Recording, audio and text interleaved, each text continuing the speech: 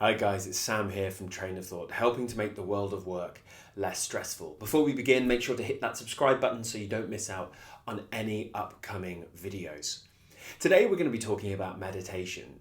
Meditation is something that's made an enormous impact on my life, and I'm sure would probably make an enormous difference to yours as well.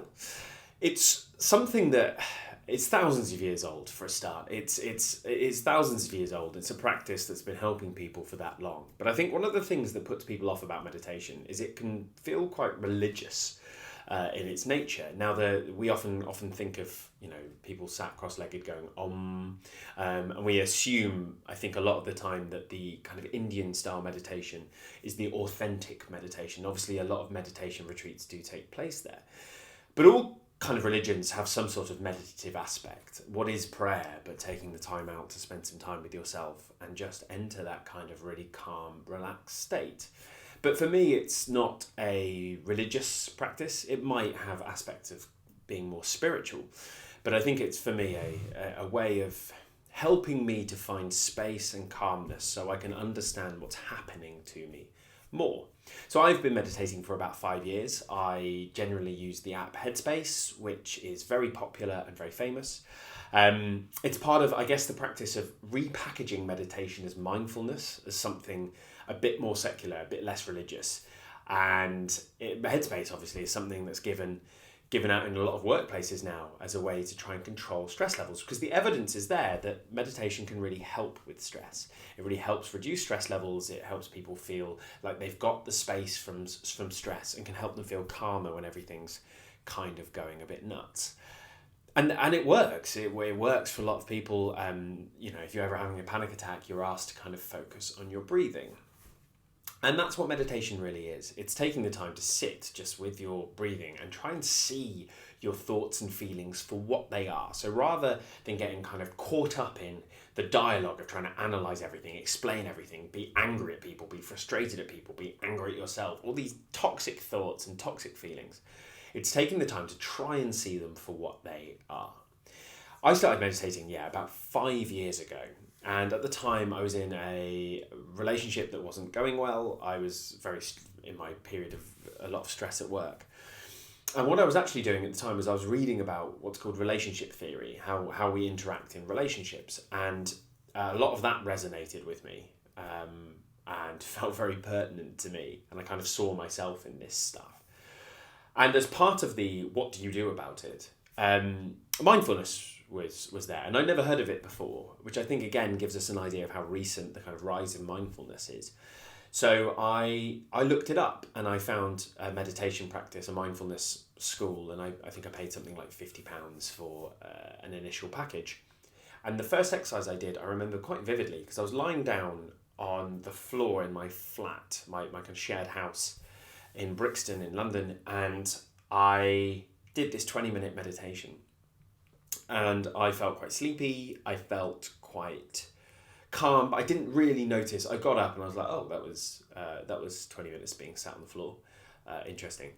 And then I went to the bathroom and I washed my hands. And that was the moment where I realised its impact, because I put my hands under the water and the water was icy cold. And I was absolutely taken aback and shocked to feel it.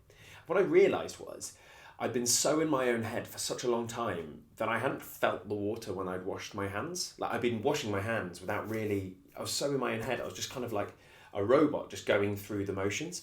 And I realised this about everything. So once I kind of washed my hands, I then felt the basin and I kind of felt the sink, and it was there, it was real, it was kind of tangible. And I went around and I just went around the house touching things, and I realised that I hadn't been experiencing anything kind of real. I'd been so in my own head with the dialogue.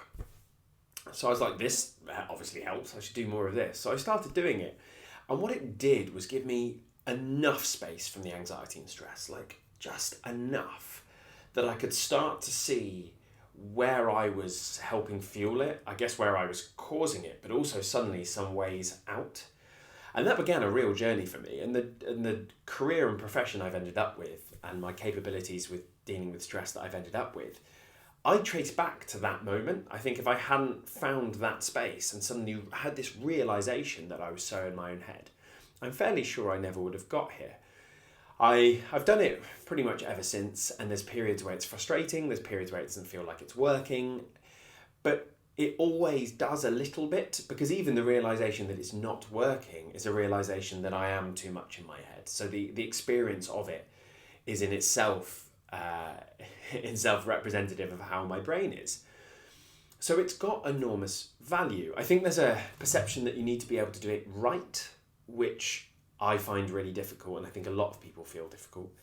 But I don't think there is a right. I think it's an experience in itself. A lot of people say initially that they find themselves quite stressed after doing it. They think that the meditation makes them stressed, which I don't think is true. I think it reveals that you're stressed. We kind of ignore these feelings and go about our business, and then it kind of reveals that how you actually are.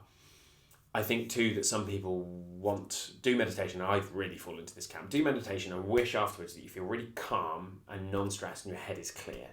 And again, it can't do that. It can help you see what's there, and through seeing what's there, you can look at your thought and go, well, that's not that helpful, or that's not really accurate. I'm going to put that aside for a bit. But it's not going to clear your head. It can't really. It can just reveal what's there. And then we have the kind of agency to choose what we do with it.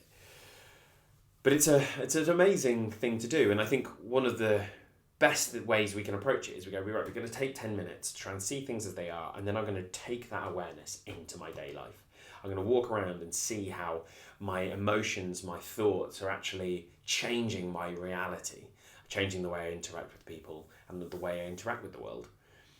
And I found on a personal level, it's been enormously beneficial. And I'd really recommend that you give it a go. I think it can be such an enormous practice. At the same time, I think it's important to not expect too much from it. It's not going to fix every problem. And I think one of the difficulties I have is that it's being given to workforces, and they go, well, you'll be less stressed. You have access to meditation. We shouldn't be at that point. We need to be doing the things that don't make people feel quite so stressed. But it's another tool in our arsenal, and I think I have a much calmer and more confident mind with much more clarity than I ever did before through the practice. So that's why I think meditation can really help. I think it's another tool in our arsenal, but not quite a fix-all. But it brought a lot of value to my life, and I think it can to you as well. Headspace is obviously a great one. There's also the Calm app as well, but do have a look into what's right for you, and they usually have free trials, so give those a run as well. Thank you so much for spending some time with me chatting this through. Obviously, let me know about your thoughts and comments. Please subscribe, please like the video if you did like it, and we'll have plenty more for you soon. In the meantime, take care.